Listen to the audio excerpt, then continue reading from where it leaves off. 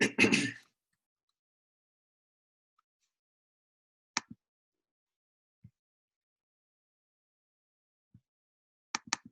Doi Sauriyantam, Namo Doi Sauridam, Namo Doi Sauriyam, Namo Doi Saujayam, Namo Doi Sautivavati Savanam, Omkara Mindu Sanyukta Nityam Jayanti Yogina, Kamadam Mokshadam Jai Omkara Namo Manganam Bhagavanu Manganam Uttamam, Manganam Kuntandari Ujendram Manganam Namasamaristara. Swanubhutya Jathasti Chit Swadhay Bhavaya Vibhav Niyusanidata.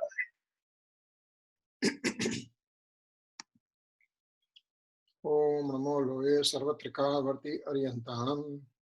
Om Namo Loye Sarvatrika Varti Siddhanam. Om Namo Loye Sarvatrika Varti Airyanam. Om Namo Loye Sarvatrika Varti Ujjayanam. Om Namo Loye Sarvatrika Varti Savanam. Om Karam Bindu Sanyuktam Nityam Dhayanti Yoginam Kamadam Moksadam Cheva Om Karaya Namo Nama Nama Samaysaraya Swanam Bhutya Chakasade Chitsabhavaya Bhavaya Sarva Bhavantarachide Agnanatimirandhanam Gnana Anjana Salakaya Chaksurunmanitam Yena Tasmai Sri Guruve Nama Tirthankaro Jagatana Jayvantavarto Omkaranada Jinano Jayvantavarto Jinana Samo Sarana Sau Jayvantavarto Ne Tirthachara Jagama Jayvantavarto Namo Tirthanayakane Namo Omkaranadane Omkara Sangarotene Namo Te Sri Kunda Kundani Aho Upakara Jinavarano Kundano Dvani Divyano Jina Kunda Dvani Apya Aho Te Guru Kanano Aho Te Bhagavati Matano Dhruva Achalane Anupamagati Pamel Sarve Sidane Vandi Kahu Sutta Kevali Bhasita Asamaya Prabrata Are Om Eka Suddha Sada Arupi Jnana Darsanamay Khare Kai Anyate Maru Jari Paramanu Matra Nathi Are Jam Netra Tema Jnana Nati Karak Nati Vedaka Are Jani Jakaram Hodaya Nirajara Bandate Majamokshane Om Namah Siddhebhyo Om Namah Siddhebhyo Om Sri Suddha Mane Namaha. Jai Jinendra. Today is May 11th, Wednesday 2016, and we are continuing our discussion on stanza number 8, Samaysar. And I'll have to bring the slide and we'll start sharing the slide and go for it.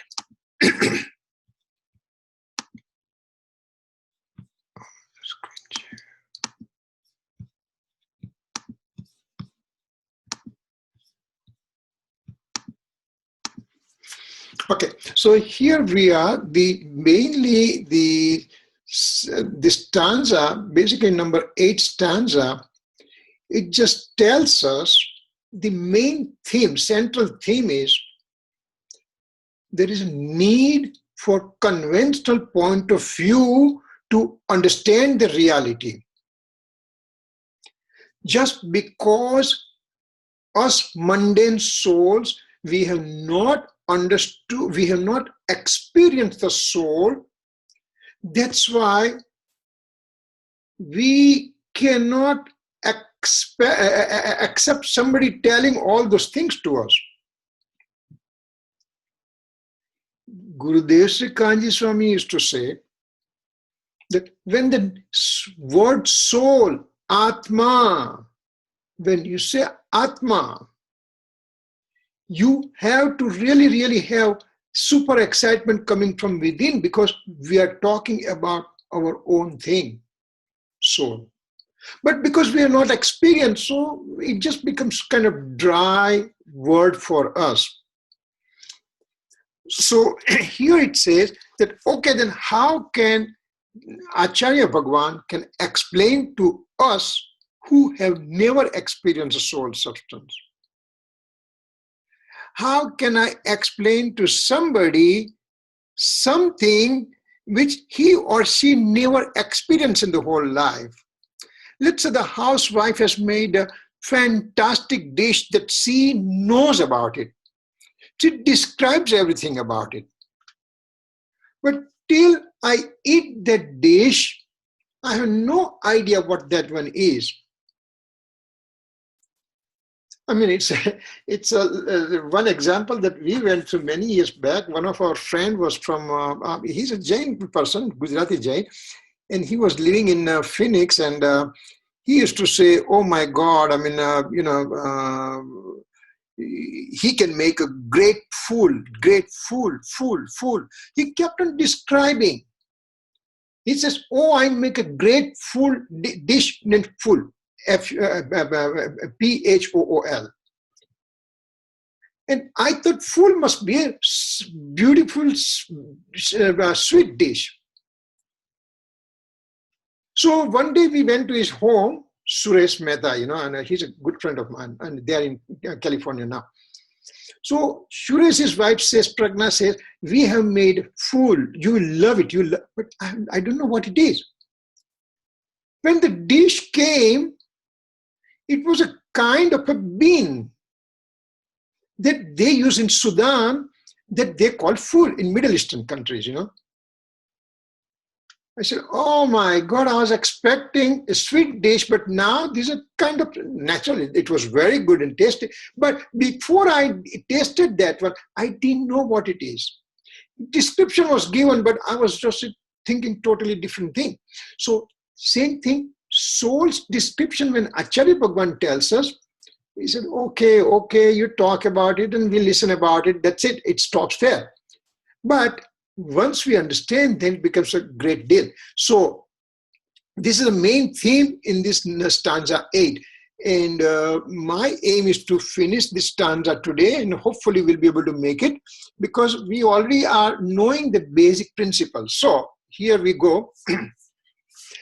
He means the Acharya Bhagwan. He means the Muniraj. He means the Muniraj who has experienced the soul, and he is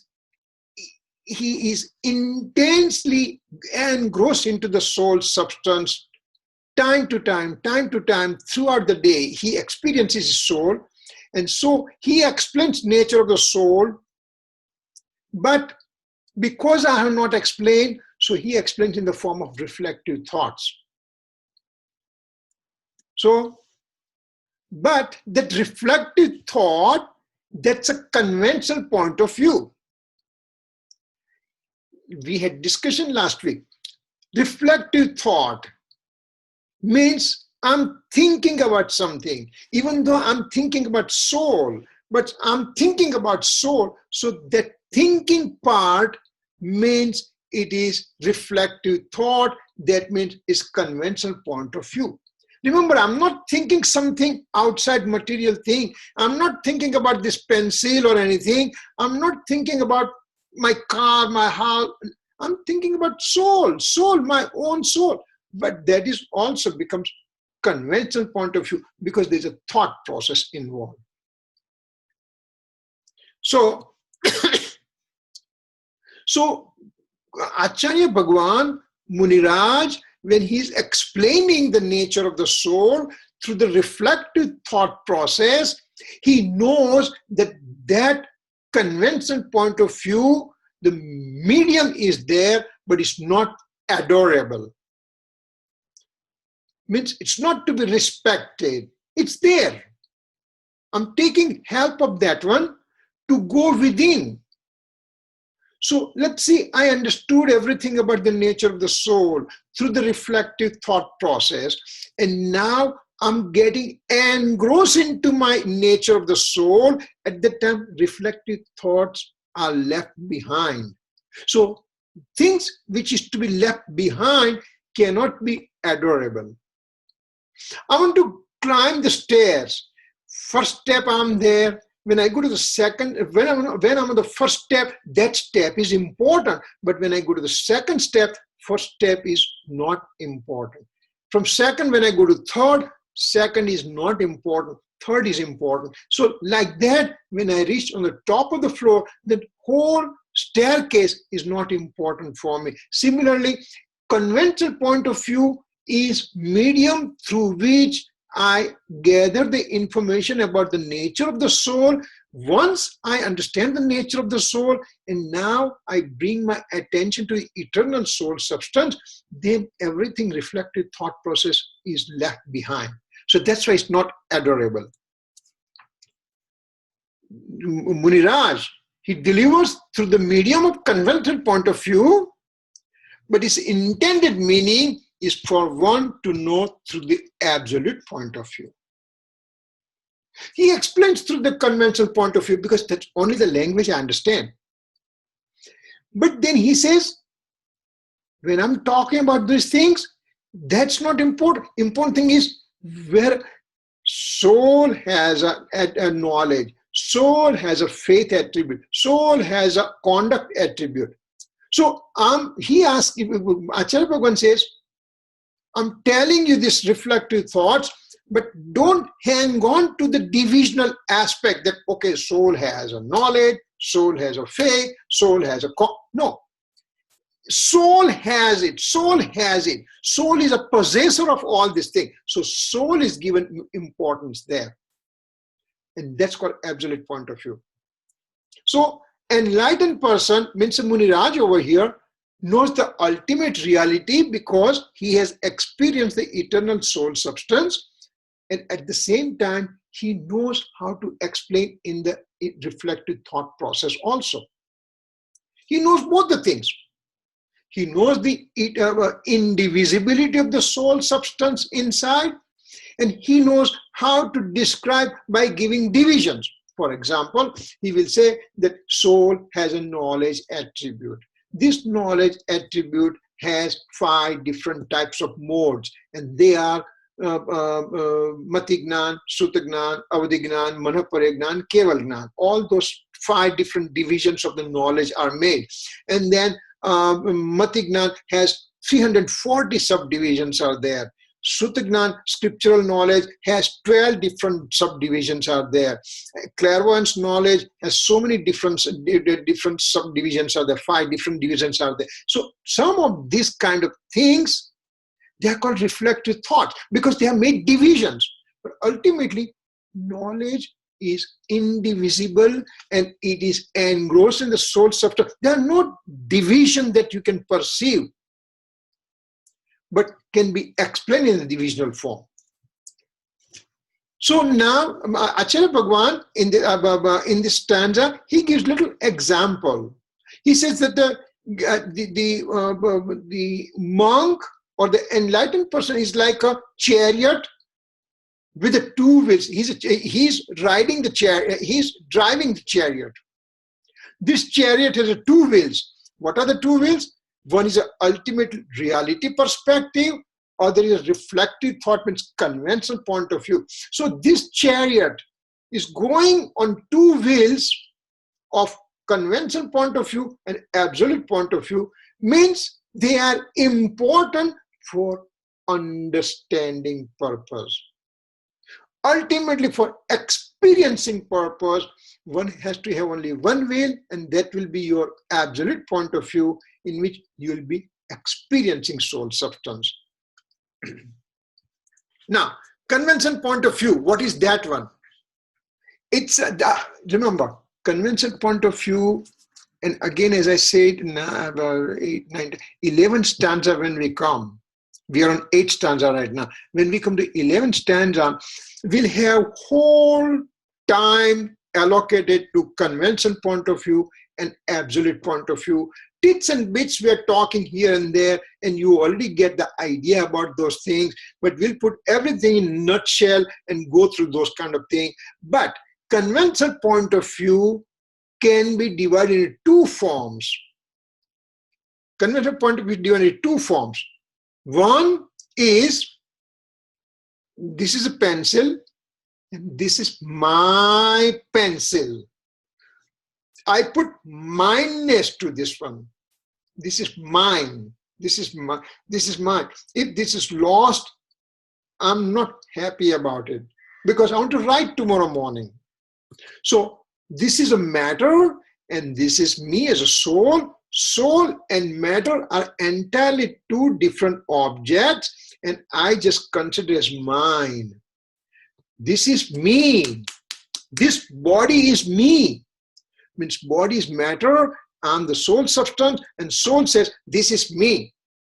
And I act upon it, I live that way, and that is called conventional point of view, when two different objects are to be considered as one only. This is my house. House is matter, and I'm the soul, so they're two entirely separate products, and I just said, this is mine. So that's called conventional point of view. This is one way of deciding. That's a gross form. The finer form of conventional point of view means, it means when there is indivisible things are, a thing is there, soul substance, indivisible. And I just make division in that indivisibility. Soul, infinite attributes, and infinite modes, they all are one indivisible substance, indivisible thing. And to understand, I make the division.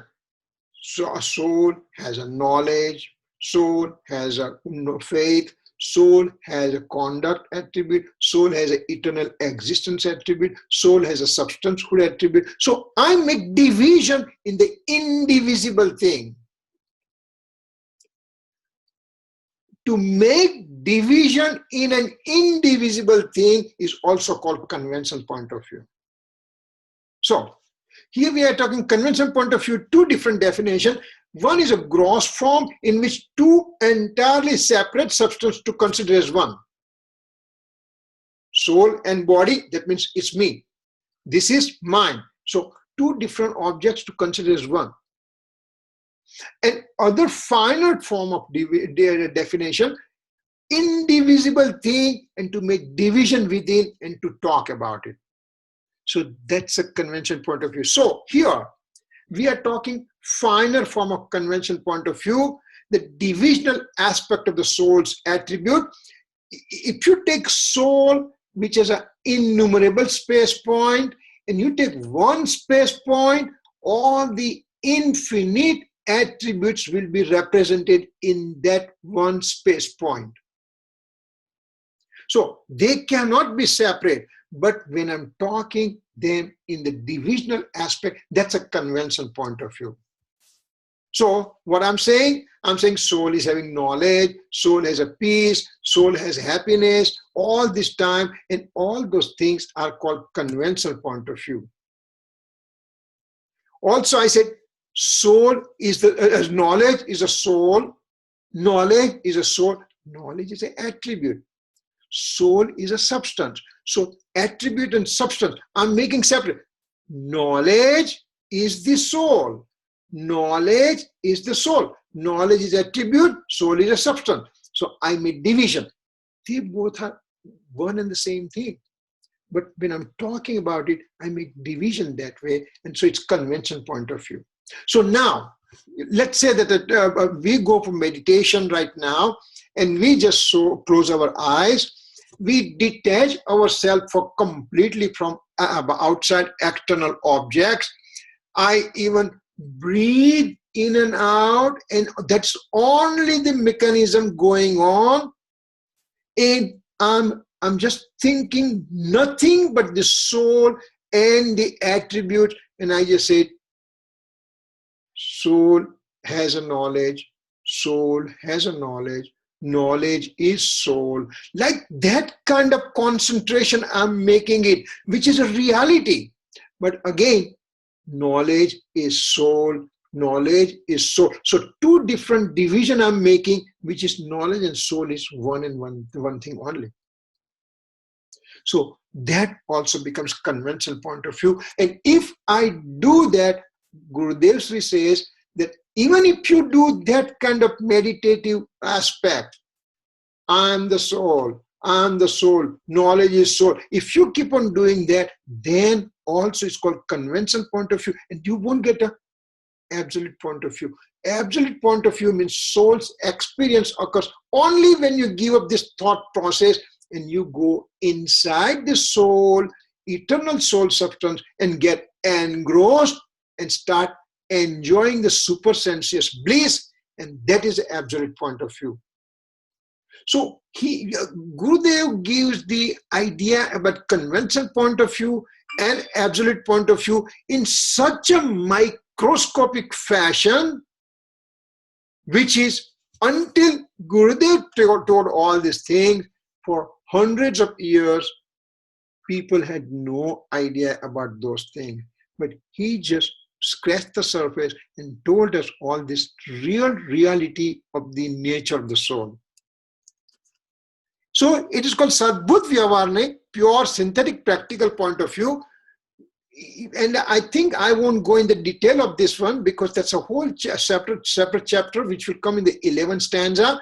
Right now, it's a synthetic practical point of view or conventional point of view. That's all. That's all we will remember right now. Why it's called Sadbhut Vyavarne? Because a viewpoint showing difference between virtue and virtuous one, gun and guni, difference of gun and guni, knowledge attribute, soul substance. Knowledge is soul. Knowledge is soul. So I made the division of virtue, knowledge, virtuous one, soul. While I'm talking that way, that's a division I'm creating, and that's why it's a conventional point of view. In the indivisible soul and knowledge situation, I'm talking knowledge is soul. Knowledge is soul. That's why it's a conventional point of view. In conventional point of view, it did not say the soul having inclination of attachment or having feeling of compassion, etc. Now, this one, it talks about conventional point of view in an absolute super microscopic way, and it also makes a distinction that even the rag occurring within me, inclination of attachment occurring within me, it is entirely not my form also. And again, when we come to that 11th stanza, it will become much more clearer. We already have some idea about it from the 6th stanza. Remember that peacock picture and the mirror. Mirror means soul's mode. They were two separate things. Same way, inclination of attachment and knowledge are two separate things. But again, as I said, we will just give cursory presentation, not to go in detail, because it will come in absolute detail that in the 11th stanza. So now, idea, what is the idea that Acharya Bhagwan has it? What's the idea Sadguru Dev has it? What's the idea enlightened person has it? He wants to show indivisibility to me with the medium of convention point of view. That's his aim. What is it? He says in a conventional point of view that soul has a knowledge, soul has a faith attribute, soul has a conduct attribute. He tells that one, but where is the weight? Not on the knowledge, faith, and conduct, but weight is on the word soul. Soul has it. Soul has it. Soul has it. So he tries to hammer on us saying that, remember when I'm talking to you, soul has a knowledge, means soul, Atma. Atma has it. So concentrate on that Atma. So he's talking in a conventional point of view, but his aim is to show indivisibility present in the soul substance. He's just using medium of conventional point of view. Soul in the ignorant state also end up being doer of the rag. Remember in the 6th stanza we said, when the picture of the peacock, real peacock is here, and there is an illumination of the real peacock into my knowledge mode. What I say, I'm the peacock. I knew the peacock. I did not know the peacock. Peacock is over here, and the reflection occurred in my knowledge mode. What I end up knowing is a reflection of the peacock in my knowing mode. Same way, rag is over here, inclination of attachment is over here, and there is a reflection of inclination of attachment into my present knowledge mode, and I end up knowing that present knowledge mode. So I did not know the rag. I end up knowing mode of my knowledge, which is reflection of the rag within. So distinct microscopically, we are trying to divide, and we are trying to divide matter, substance, and alien object from my own true nature. Put it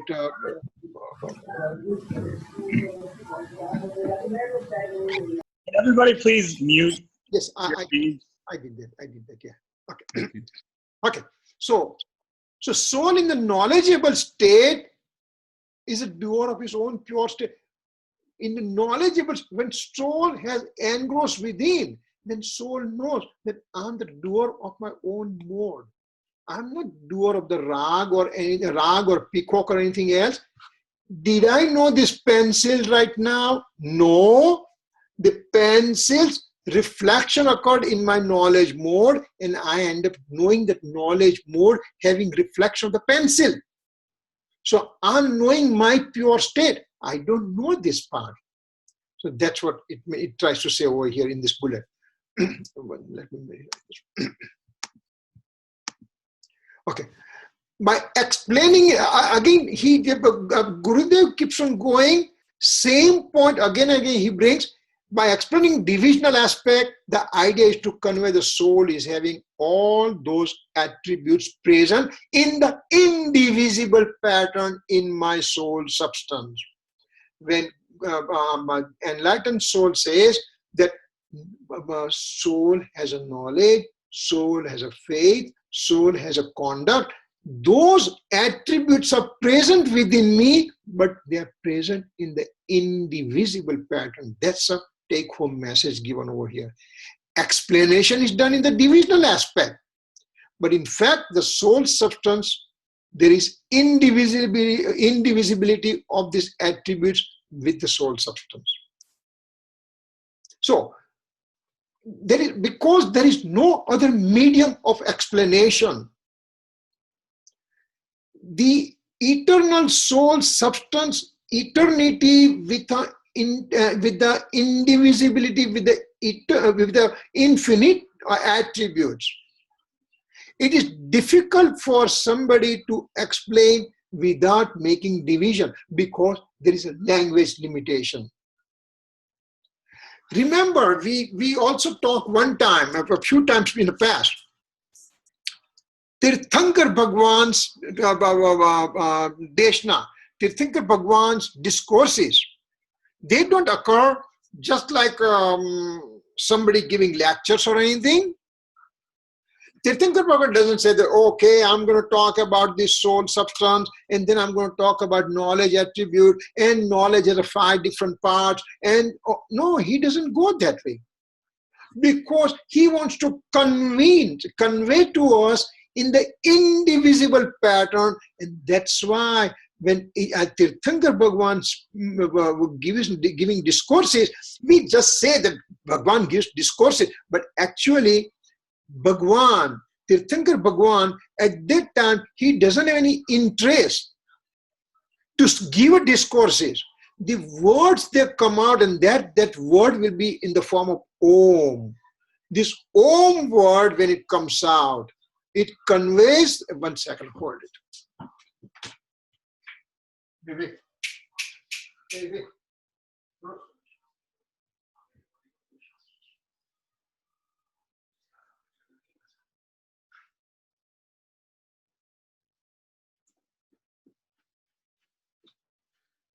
I'm sorry, there was TV on and it was making lots of noise. Anyway, so Tirthankar Bhagwan, when he speaks, He has a perfect language.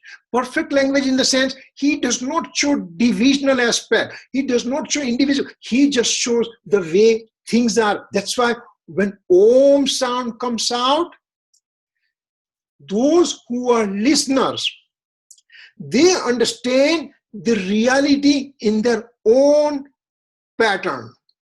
If Gautam Swami is sitting there, Gautam Gandhar is sitting there, he will listen to this Om sound and he will create the Dvadashanki, means 12 cannons.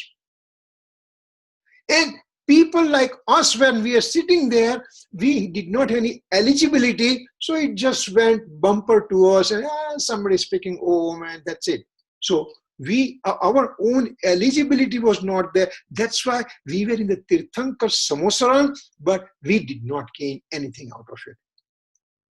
So, but we are not talking about Tirthankar Bhagwan here. We are talking about Muniraj only. And Muniraj or any enlightened person.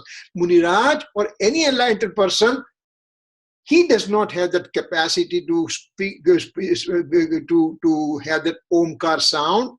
So he is explaining in divisional aspect. See, these are the things we are in this era over here, in Pancham ara, in the 5th time cycle, and there are no Tirthankar Bhagwan, and only Tirthankar Bhagwan is present in Maida Kshetra when we are in the Bharat Kshetra. So those different, we cannot go there. That's why whatever we have availability over here is a best availability will be the Muniraj. But he has a limitation of the languages, so he has to explain in divisional form. But he says at the same time that, son, I'm explaining you in divisional form, but don't accept divisional form only. Get the essence of it and go to indivisibility form inside. So that's kind of a trick thing used in this 8th stanza for Acharya Bhagwan to explain to us reality. It's not possible to show indivisible nature of the soul. Yes. Enlightened monks say that indivisible nature of the soul has modes. Acharya Bhagwan says Atma has a paryay. The indivisible nature of the soul has modes. These are the modes of knowledge, faith, and conduct, etc. By showing nature of the modes, his idea is to convey the nature of eternal soul substance, from which all these modes are flowing through. I'm not interested in the light, but where is that light coming from? Light is coming from the sun, so I want to see that sun. I'm not getting happy with looking at the light only. So he will be showing that, look, the lights are here, but look with my finger, those lights are directed coming from the sun. So ignore the light and go and look at the sun. So that's what Acharya Bhagwan is conveying over here to us. The listener is also smart. He is not an ordinary person. He is a very learned student. So he understands, he knows that conventional point of view is simply a medium. Now knowing that part, he brings his attention to the eternal soul substance. And when he brings his attention to the eternal soul substance, then from him, at that time, at that moment, right faith, right knowledge, right conduct mode keeps on generating by itself. I'm not putting attention to the generation of the mode. I'm going to the generator from where these modes are coming. So I put my faith, I put my attention, I put my conduct, I'm a faith attribute.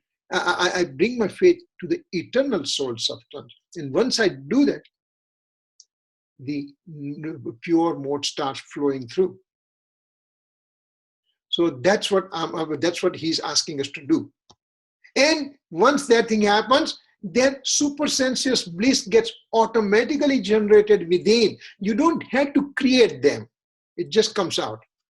So having said that, living beings of the world are like, now why all these things? Why we are doing all these things? Because average, normal, transmigratory soul who does not have Samyak Darshan, who has not yet experienced the nature of the soul, he is like a barbarian, not knowing the real nature of the eternal soul substance. So he doesn't understand the language.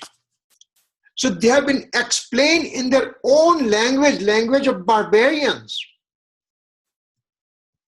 Soul having right knowledge, soul has a faith, soul has a conduct. That kind of language, when Acharya Bhagwan is using to us, it's called barbarian language. Oh my God, these are the things? It's called barbarian language? Yes, because their divisional aspect, their convention point of view, and if I get stuck on that, I will never get experience of the soul substance. So speaker knows the reality, as well as he knows the barbarian language. Muniraj, he has experience of the soul substance, so he knows absolute point of view, and at the same time, he knows that I am the one who knows only barbarian language. I am the one who knows only divisional aspect language. So he talks to me in that language. He explained to me in the barbarian language. He explained to me in the divisional aspect of the soul's nature.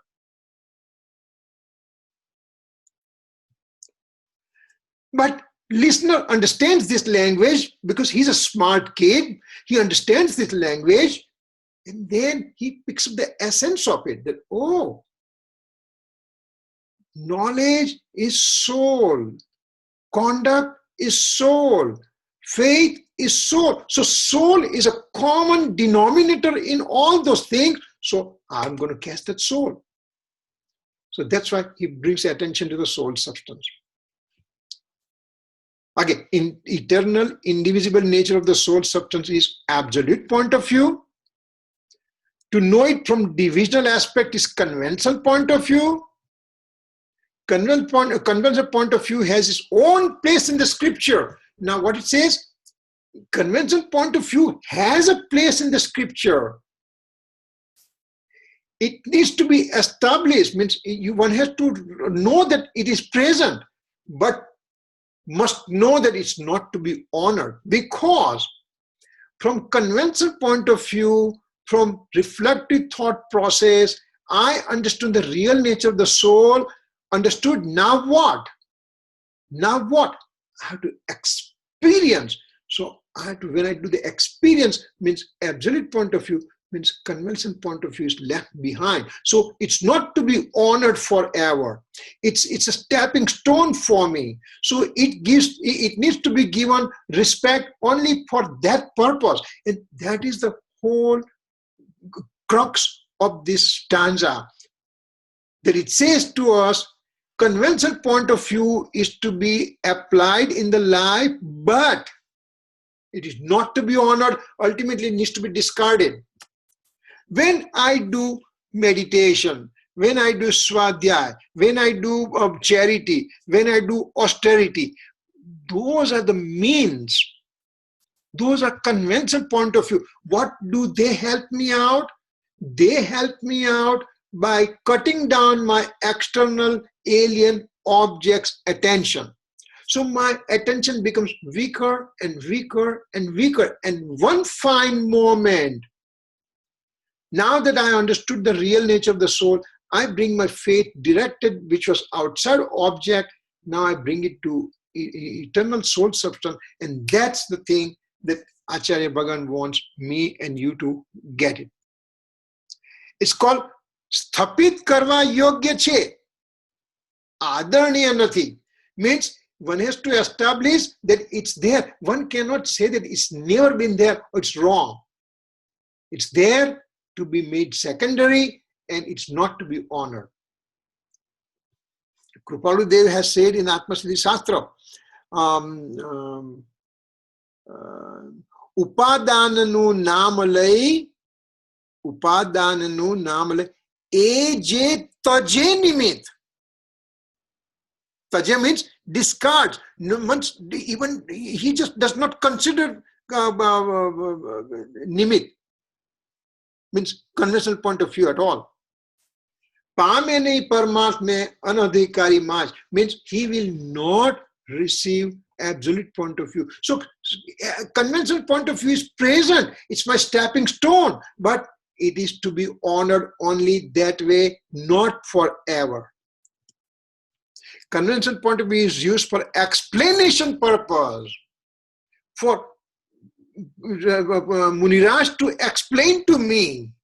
So their purpose get resolved. Once the purpose get solved, once the purpose of Acharya Bhagavan is to convey to me about divisional aspect of the soul, but also he tells, look into the indivisible aspect hidden behind.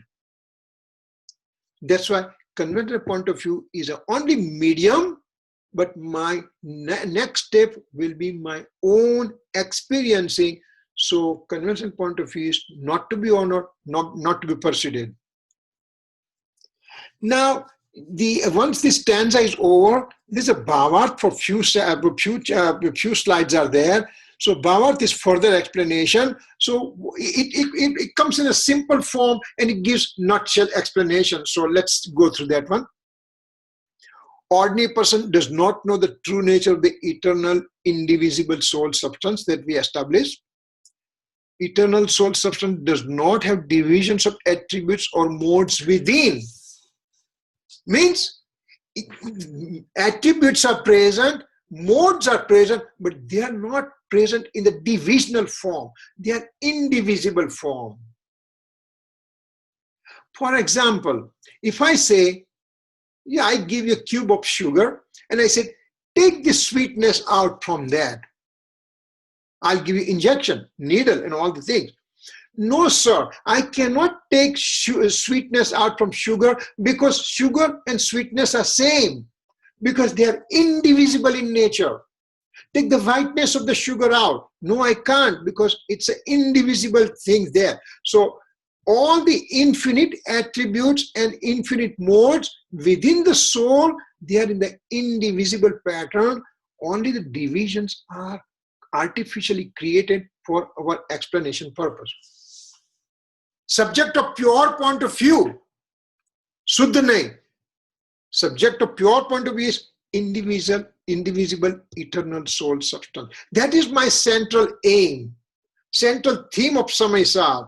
Central theme that Kunkun Swami wants us to follow is the indivisible eternal soul substance. And from different angle, he describes all these things to ultimately, I cut down all my alien attentions and now I narrow down my focus to the indivisible eternal soul substance. He knows with impure point of view. Who? He knows from, means from Asuddhanai perspective, convention point of view, I end up knowing the nature of the soul. That I have the knowledge, I have faith, I have a conduct attribute, and all those things are present. But I know from the convention, from divisional aspect, I end up knowing.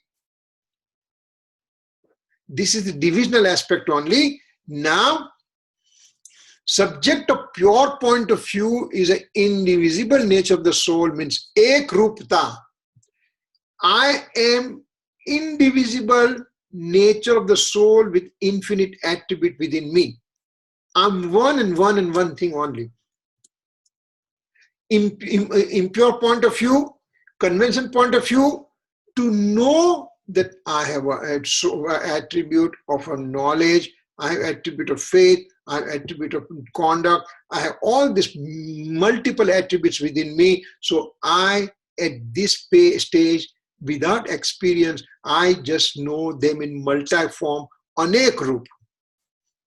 Therefore, one knows the absolute point of view with the medium of conventional point of view. Conventional point of view is remaining simply a medium, simply a vehicle to take us to the eternal soul substance.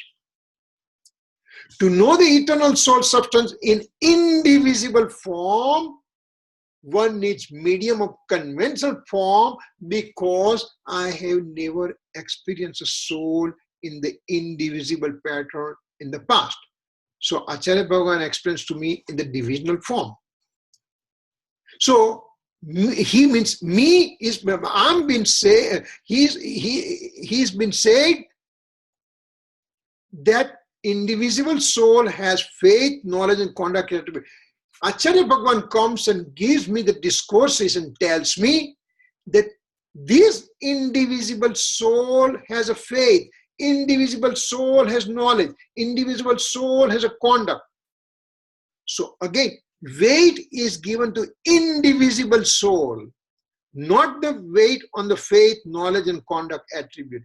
See, this is the thing. It goes so microscopic that even I cannot, I can come all the way up to the soul's door, and I get stuck with this kind of thing only. I have, for example, I can speak all these things, I understand all these things, but I did not apply into my knowledge. Yeah, in the sense, I did not apply to my eternal soul substance. I kept on knowing. Knowing alone is not important. Knowing is important, but after knowing, the faith which is directed to eternal soul substance needs to be brought to my eternal. The faith which is directed to the alien objects, faith directed to the alien object needs to be brought to my eternal soul. So that's the next step I have to go through it. Knowing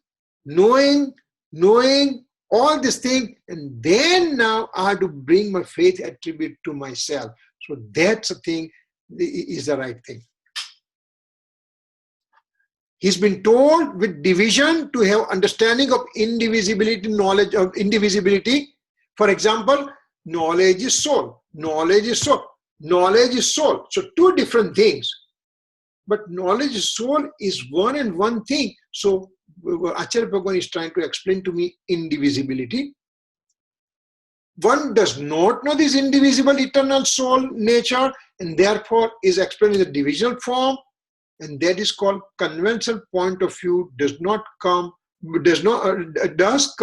but is not to be it's not an adorable thing.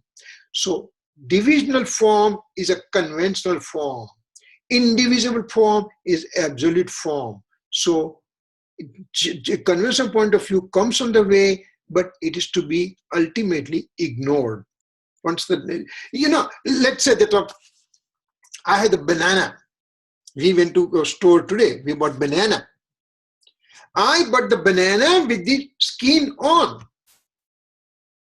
Now when I'm coming home and I want to eat that banana, what do?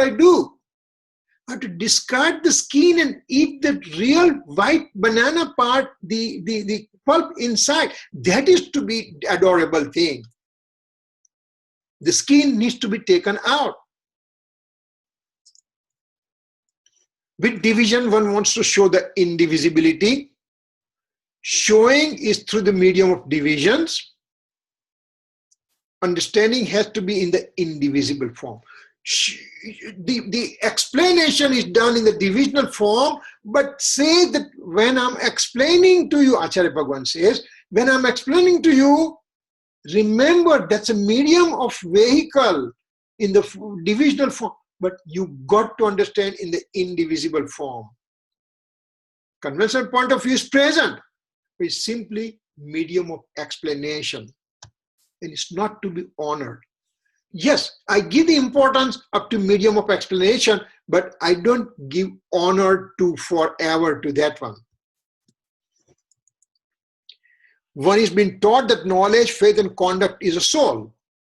Yes, it means one has to know the eternal true nature of the soul with the help of knowledge, faith, and conduct attribute. Acharya Bhagavan tells me that a soul has a knowledge, faith, and conduct, but soul has those things. Soul, the indivisible soul has that thing. That is to be understood. One takes his attention away from the division of these attributes and directs his attention to the eternal, indivisible, true nature of the soul.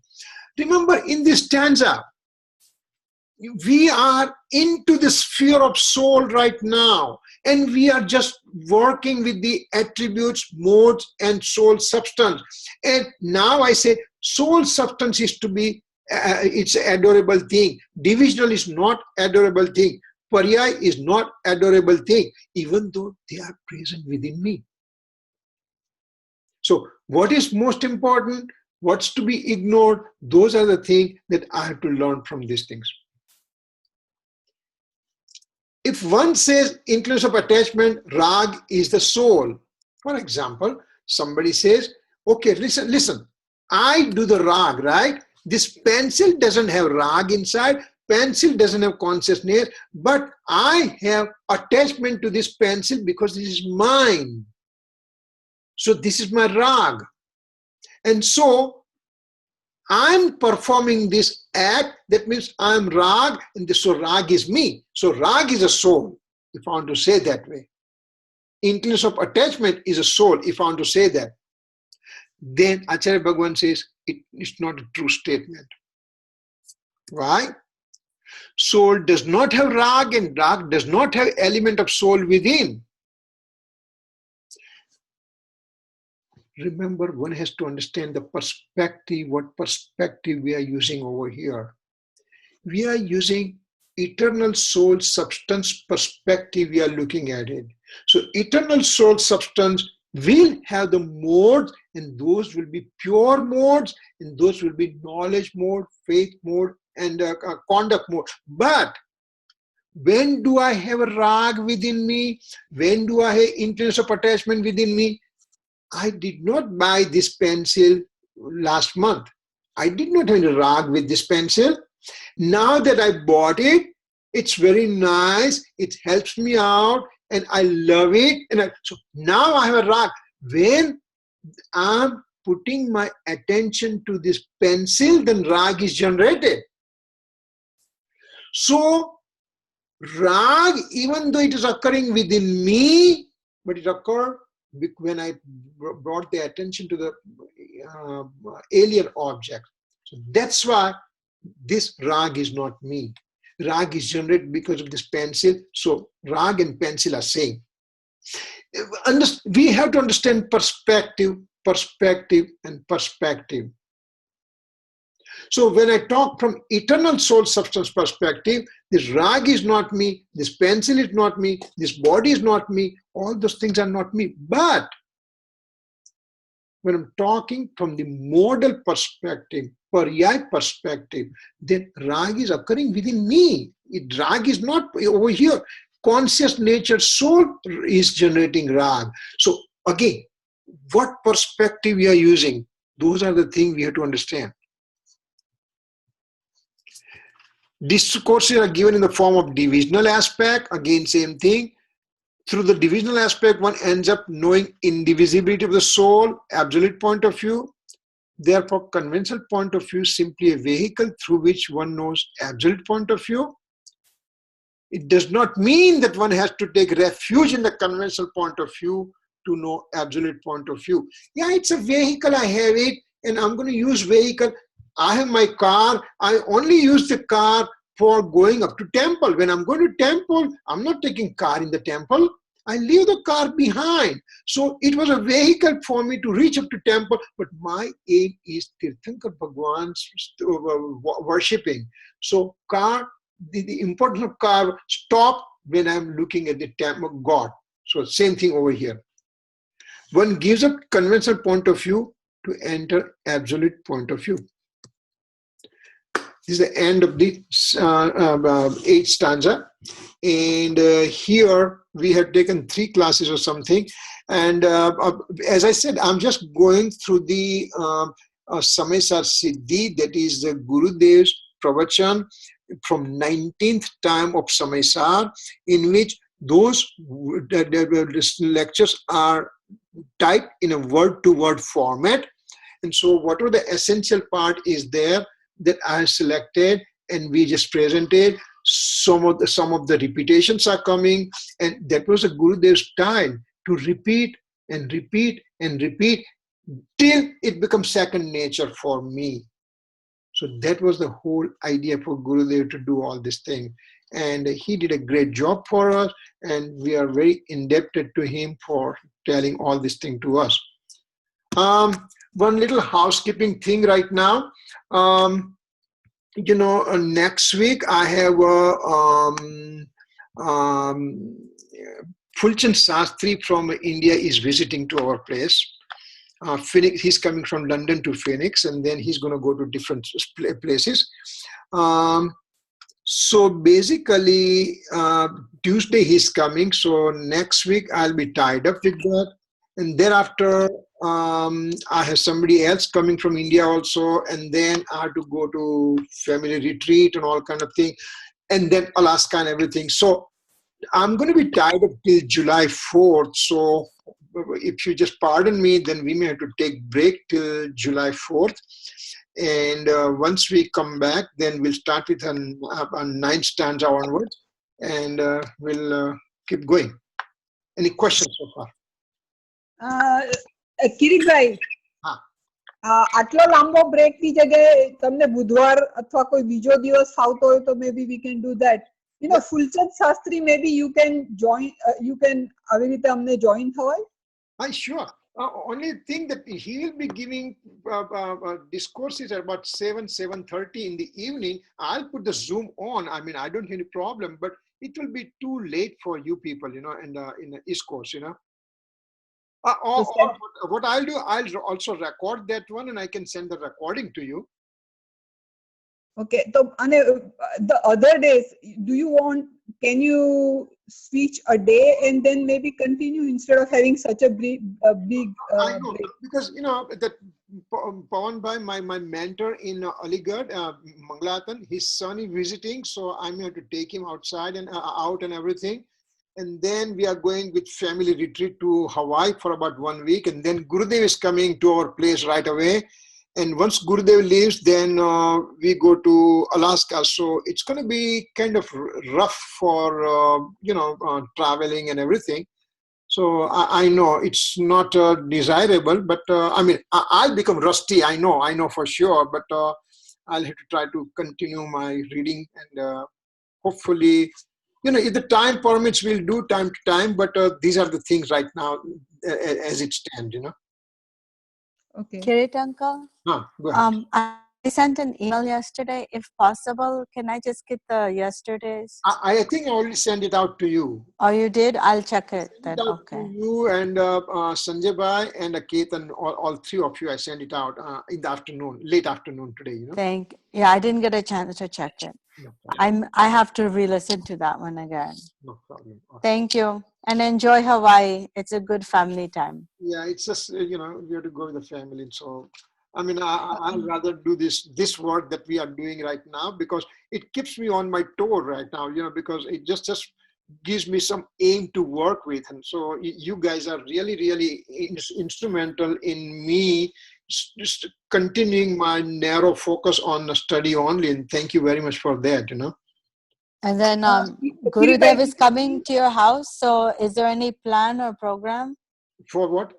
When Gurudev comes to your house? Oh yeah, he's here for about 3 nights and 2 days. No, 2 days or Tuesday night he's coming, and Friday I think he's leaving or something like that. And there's a jam-packed program there. We have 3 pratistas, and then we are going to go to Sedona, and then he's going to give lecture and a couple of lectures in the temple. And so it's going to be jam-packed program when he's coming here. And he's coming from India to Phoenix, so that will be the first leg of journey will be starting from Phoenix.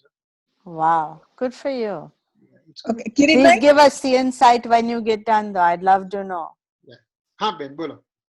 Kirit bhai, did you think of what I suggested, you coming here, or do you have any slot of time that we can meet? Yeah, actually, I will know it as things start settling down slowly, because I'm also waiting for Hemant Bhai Gandhi. Also, he's applying for visa, and he's planning to come to US. And if he comes, I don't know if you've heard him, but he's excellent. I have heard him. Yes. Super. I mean, knowledge-wise, he's extremely great, and his knowledge is kind of very equilibrium knowledge. It's not only one-sided knowledge, and his conduct, his charitra is extremely high. So I had to convince him, and it took a while, and so finally he agreed. So we are in the process of getting his visa. So if he gets visa, then he'll be coming in mid-July to mid-August sometimes, So, Then maybe we can meet that time. Maybe you guys come here, or we come to Arizona. no problem. We'll work it out. If you give us some time slot, we can make arrangements. No problem. We'll work it out, definitely. And I had that one in my mind, Okay, so keep that in mind. And, I thought about it, but I just forgot because I'm getting old. I think that, you had the Varshita Panu and everything, and you are doing such a great job. You are doing that Varshita type of thing, and at the same time, you also get engrossed in reading and Swadhay and everything. You have the best combination. We have to learn so much from you. And I hope Kirit, there is lot more to do yet. It's still બાહ્ય તપ પ્રમાણે ચાલે છે, but I still want to continue, so give me blessings, and no. until it becomes abhyantar, it has to go on. We have to learn from you that, that's really great, very nice. I'm so proud of you, really. Kirit, definitely, if Hemant Bhai is coming, we definitely want to spend time with you together. So I'm working on it, and right now he has a visa for UK and he has a visa for Canada. So I think 99.9% he will get a US visa also, and we'll have a great time with him. Yeah. So you see, if we are coming out there, me and Ankit are there, and I'll convince Sanjay probably. I don't know if Preeti wants to join. No problem. Yeah. Then we will work it out. Okay. If you are coming here, then all of you guys can come here. Yeah. As the schedule just finalizes, then we'll work it out and all the things. No problem, Yeah. Okay, thank you. Kirit bhai, have a great time. Thanks, Jai Jinendra. And thank Jai you. Jinendra. Bye. Kirit bhai, enjoy your vacation. Thanks. Okay, yeah. Okay. Are we doing